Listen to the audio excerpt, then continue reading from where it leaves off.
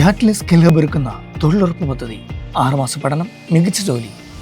PM Shri പദ്ധതിയുമായി മുൻപോട്ട് പോകാൻ തന്നെയാണ് UDF സർക്കാരിന്റെ ശ്രമം. എന്തായാലും ഈ പദ്ധതിയിൽ നിന്ന് പിൻവാങ്ങാനുള്ള ശ്രമമൊക്കെ ഉണ്ടാകുമെന്നുള്ളത് കരുതിയതാണ്. പക്ഷേ അങ്ങനെ ഒരു ശ്രമം ഉണ്ടായില്ല. മാത്രമല്ല, നിയമപരമായിട്ട് മുന്നോട്ട് പോകാമായിരുന്നു, ആ ഘട്ടവും ഉണ്ടായില്ല.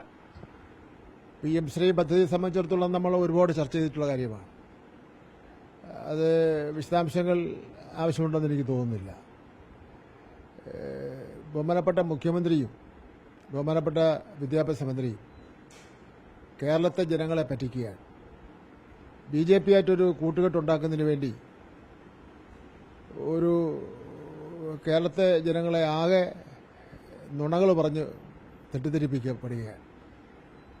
PM ശ്രീ പദ്ധതിയെ സംബന്ധിച്ചിടത്തോളം ഏറ്റവും ഒടുവിൽ പാർലമെന്റിൽ ബഹുമാനപ്പെട്ട ഗവൺമെന്റിന് വേണ്ടി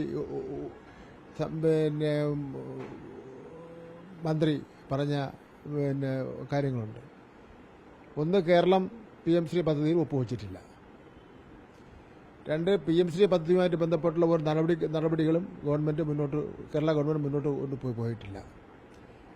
PM ശ്രീ പദ്ധതി മുന്നോട്ട് കൊണ്ടുപോകണമെങ്കിൽ അതിന്റെ കുറെ നടപടിക്രമങ്ങളുണ്ട്.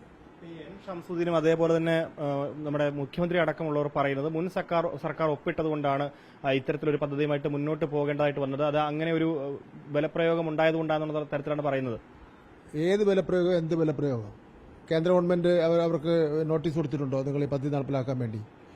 കേന്ദ്ര ഗവൺമെന്റ് മറ്റേതെങ്കിലും നടപടികൾ സ്വീകരിച്ചിട്ടുണ്ടോ ഈ പദ്ധതി നടപ്പിലാക്കണമെന്ന് പറഞ്ഞ്?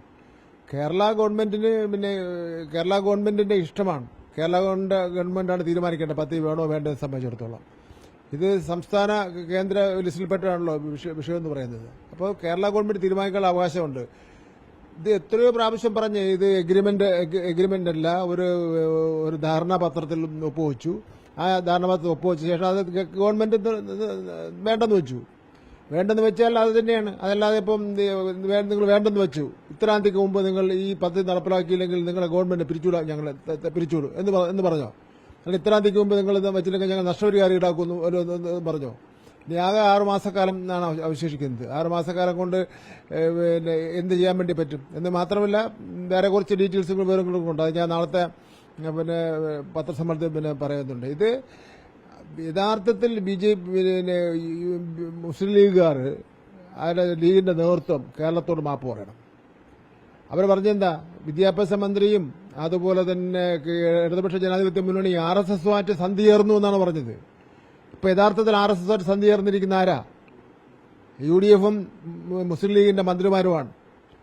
കുഞ്ഞാലിക്കുട്ടി സാർ പറയണം നിങ്ങൾ അംഗീകരിക്കുന്നുണ്ടോ ഇല്ലയെന്ന് സംബന്ധിച്ചോളം. ഒരു കാര്യം കേരളത്തിൽ ഞാൻ പറയുന്നു, ഈ പദ്ധതി നടപ്പിലാക്കണമെന്ന് പറഞ്ഞുള്ള ഒരു സമ്മർദ്ദവുമില്ല. എന്ന് മാത്രമല്ല, പാർലമെന്റിൽ പറഞ്ഞിരിക്കുകയാണ്. നമുക്ക് ഏറ്റവും ഒടുവിൽ പാർലമെന്റിൽ പറഞ്ഞ കാര്യം വിശ്വസിക്കാം. അതല്ല ഓരോരുത്തരും പറയുന്ന വിശകലനം ചെയ്യേണ്ട കാര്യമില്ലല്ലോ. കോൺഗ്രസിന്റെ പാർലമെന്റ് മെമ്പർ ചോദിച്ച ചോദ്യത്തിന് കേന്ദ്ര ഗവൺമെന്റ് പാർലമെന്റ് പറഞ്ഞ മറുപടി പ്രകാരം നമുക്കത് വിശ്വസിക്കാം. ഒന്ന്, സുപ്രീം കോടതിയിൽ ഇതിനെ സംബന്ധിച്ചിടത്തോളം ഒരു കേസിന് കേന്ദ്ര ഗവൺമെന്റ് വിദ്യാഭ്യാസ വകുപ്പ് ഫയൽ ചെയ്ത അഫിഡവിറ്റ്, അത് നമുക്ക് വിശ്വസിക്കാം. ഇത് രണ്ടും വിശ്വസിക്കാന്നുള്ളതേ ഉള്ളൂ. അപ്പോൾ അതുകൊണ്ട് ഇത് എന്ന് മാത്രമല്ല, കരാറിനെ സംബന്ധിച്ചിടത്തോളം ഉണ്ടാക്കുന്നതിനെ സംബന്ധിച്ചിടത്തോളം എഗ്രിമെന്റ് നടപ്പിലാക്കുന്നതിനെ സംബന്ധിച്ച് അതിനൊക്കെ തന്നെ റൂൾസ് ഉണ്ട്, സബ് റൂൾസ് ഉണ്ട്, എന്തെല്ലാം കാര്യങ്ങളുണ്ട്. ഇതൊന്നും അങ്ങനെ ചെയ്തിട്ടില്ലല്ലോ. ആ പാർലമെന്റിൽ പറഞ്ഞ മറുപടിയിൽ, രേഖാമൂലമുള്ള മറുപടിയിൽ PM ശ്രീയായിട്ട് ബന്ധപ്പെട്ട് ചോദ്യങ്ങൾക്കെല്ലാം 000 കൊടുത്തിരിക്കുന്നത്. അപ്പം അതുകൊണ്ട് ഇത് BJPയുമായിട്ടുള്ള ഒത്തുകളിയാണ്, RSSുമായിട്ടുള്ള ഒത്തുകളിയാണ്. അതിന്റെ പിന്നിൽ എന്തൊക്കെ കാര്യങ്ങൾ ഒളിച്ചിരിക്കുന്നു എന്ന് സംബന്ധിച്ചിടത്തോളം പരിശോധന വിധേയമാക്കേണ്ടതാണ്.